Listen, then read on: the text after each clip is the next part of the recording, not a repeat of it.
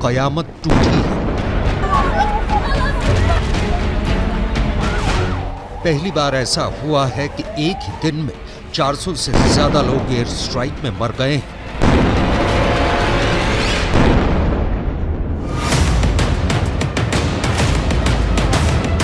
Gaza की गली गली में लाशें बिछी हुई हैं।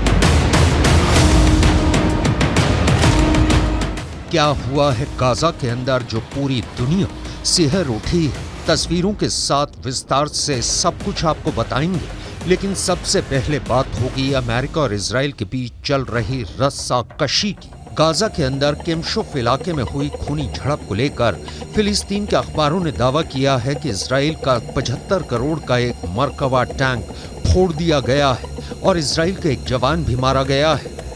गाजा के अंदर घुसते ही इस खूनी झड़प में इजराइल को हुए नुकसान ने बाइडेन को बहुत ज्यादा परेशान कर दिया है। अमेरिका के रक्षा मंत्री ऑस्टिन और इजराइल के रक्षा मंत्री योव गैलेंट हर दिन एक दूसरे से फोन पर बात कर रहे हैं और इसके बाद अमेरिका के रक्षा मंत्री ऑस्टिन राष्ट्रपति जो बाइडेन को पूरी रिपोर्ट देते हैं। इजराइल के अंदर अमेरिका के सैन्य विशेषज्ञ भी मौजूद हैं, जो कि इजराइल डिफेंस फोर्स को अपनी विशेष सलाह भी दे रहे हैं। इन सब बातों का जिक्र करते हुए इजराइल की मीडिया में यह खबर छपी है कि सारी परिस्थितियों पर विचार करने के बाद जो बाइडेन ने एक बार फिर इजराइल को सलाह दी है कि वो गाजा में घुसने से पहले पुख्ता तैयारी कर लें। बाइडेन और नेतन्याहू के बीच फोन पर बातचीत भी लगातार जारी है। इजराइल के अंदर कुछ अजीब सी भ्रम की स्थितियां बनी हुई हैं। एक तरफ इजराइल डिफेंस फोर्स के chief of defence staff Herzi Halevi ये कह रहे हैं कि गाजा के अंदर सेना को घुसने की इजाजत दी जाए, क्योंकि हमास को ज्यादा समय नहीं दिया जाना चाहिए। दूसरी तरफ इजराइल की वॉर कैबिनेट, जिसमें प्रधानमंत्री नेतन्याहू और विपक्ष के नेता लैपिड शामिल हैं, शायद अभी भी भ्रम की स्थिति में है, क्योंकि बाइडेन का संकेत है कि अभी गाजा में ग्राउंड ऑपरेशन कुछ समय के लिए स्थगित किया जाए। एक रिपोर्टर ने बाइडेन से इस पर सवाल पूछा तो बाइडेन ने कहा कि वो इस विषय पर इजराइल से बात कर रहे हैं। Are you encouraging the Israelis to delay invasion? दरअसल अमेरिका और फ्रांस जैसे देश चाहते हैं कि पहले बंधकों की रिहाई हो, फिर गाजा के अंदर इजराइल ग्राउंड ऑपरेशन करे। दरअसल अमेरिका में चुनाव होने वाले हैं और बाइडेन चाहते हैं कि डेमोक्रेटिक पार्टी की जीत हो, और अगर बंधकों की रिहाई नहीं हुई तो डेमोक्रेटिक पार्टी को नुकसान हो सकता है। इसीलिए अमेरिका चाहता है कि पहले बंधकों की रिहाई हो, फिर गाजा में ग्राउंड ऑपरेशन। लेकिन इजराइल डिफेंस फोर्स के chief of army staff Herzi Halevi को लगता है कि इस तरह बॉर्डर पर लाखों सैनिकों को असमंजस की स्थिति में खड़ा नहीं रखा जा सकता। इसलिए हर्जी हलेवी ने यहां तक भी कहा है कि गाजा पर कब्जा हम कर लेंगे, हालांकि हमें इसके लिए अपने सैनिकों की कीमत भी चुकानी पड़ेगी। अमेरिका के अखबारों में दावा किया जा रहा है कि बाइडेन गाजा में ग्राउंड ऑपरेशन करने से इजराइल को रोक नहीं रहे हैं, वो सिर्फ कुछ दिन रुकने के लिए अपील कर रहे हैं। दूसरी तरफ फ्रांस के राष्ट्रपति इमैनुअल मैक्रों भी इजराइल का समर्थन करने के लिए तेल अवीव पहुंच गए हैं। मैक्रों ने ईरान के राष्ट्रपति को फोन करके धमकी भी दी थी कि अगर लेबनान के बॉर्डर से हिजबुल्लाह ने युद्ध की गलती की तो इसके लिए ईरान को ही जिम्मेदार माना जाएगा। दरअसल फ्रांस के लोग भी गाजा में बंधक हैं और इसलिए मैक्रों भी अपने देश के अंदर राजनीतिक दबाव झेल रहे हैं। दूसरी तरफ इजराइल के प्रधानमंत्री बंधकों के मुद्दे पर किसी भी दबाव में नहीं आ रहे हैं। हमास ने कल इजराइल के 2 नागरिक रेड क्रॉस को सौंप दिए। इन रिहा किए गए नागरिकों को तेल अवीव लाया गया है और इनके स्वास्थ्य की जांच की जा रही है। लेकिन टाइम्स ऑफ इजराइल के मुताबिक इजराइल की सरकार ने हमास के साथ किसी भी बातचीत से इनकार कर दिया है, यानी बंधकों के मुद्दे पर इजराइल की सरकार हमास से कोई वार्ता नहीं कर रही है। इससे ये साफ पता चलता है कि हमास सिर्फ और सिर्फ इसलिए इजराइल के बंधकों को रिहा कर रहा है ताकि दुनिया से इजराइल पर बातचीत का दबाव बढ़े और एयर स्ट्राइक बंद हो। दूसरी तरफ इजराइल हमास से कोई भी बातचीत को तैयार नहीं है। इस वक्त इजराइल के सर पर बदले का खून सवार है। गाजा की हालत फिलहाल ये है कि एक दिन में 400 से ज्यादा लोग पहली बार एयर स्ट्राइक में मारे गए हैं। संयुक्त राष्ट्र का कहना है कि 42% गाजा बर्बाद हो गया है।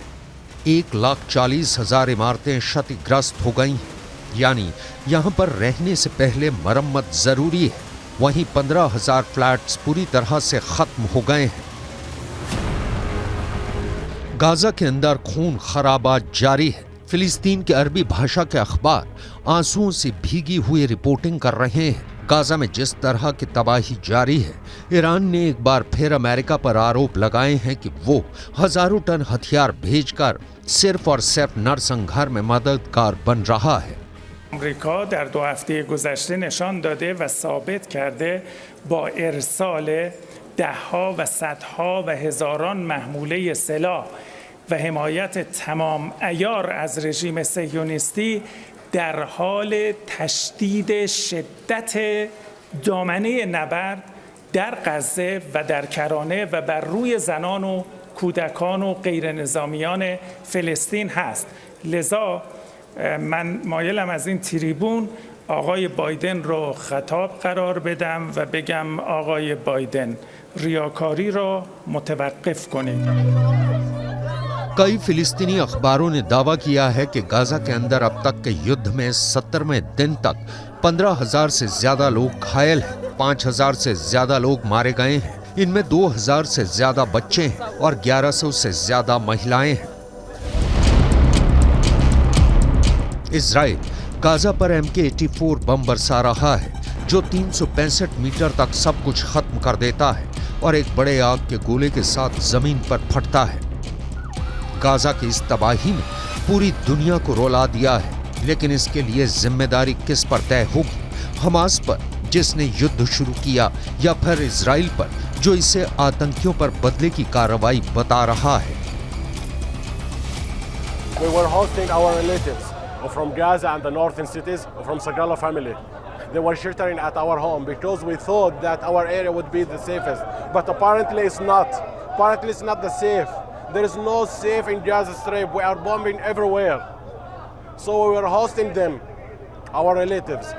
We had maybe more than 100 persons. दूसरी तरफ संयुक्त राष्ट्र के सामने गाजा के 20 लाख से ज्यादा लोगों की रोजी रोटी का संकट खड़ा हो गया है। रफा क्रॉसिंग से जो राहत सामग्री आ रही है, वो अभी इतनी ज्यादा नहीं है कि हर किसी को राहत पहुंचाई जा सके। संयुक्त राष्ट्र का कहना है कि 20 लाख से ज्यादा गाजा के लोगों के लिए हर दिन कम से कम 100 ट्रक राहत चाहिए। संयुक्त राष्ट्र दुनिया से मदद की अपील कर रहा है। Right now, our biggest challenge is the supply of humanitarian aid. Effectively, we're running out of stocks of water, food, medicines. We are running out of the basics, commodities that we need to serve the population. So what's really now critical is a sustained pipeline of supplies from Egypt into Gaza. That has been a very, very difficult negotiation over a long period. My call is that aid needs to flow. Yes, late last night we got the second convoy in of around 14 trucks. That brings to 34 trucks what we've brought in over 2 days. We need hundreds of trucks coming into Gaza to meet the needs of the population here. अब Gaza का भविष्य इस बात पर निर्भर करता है कि आखिर गाजा में इजराइल डिफेंस फोर्स कब घुसने वाली है। अमेरिका अभी कुछ और वक्त चाहता है ताकि वेस्ट एशिया में मौजूद अपनी मिलिट्री बेस की सुरक्षा को बढ़ा सके।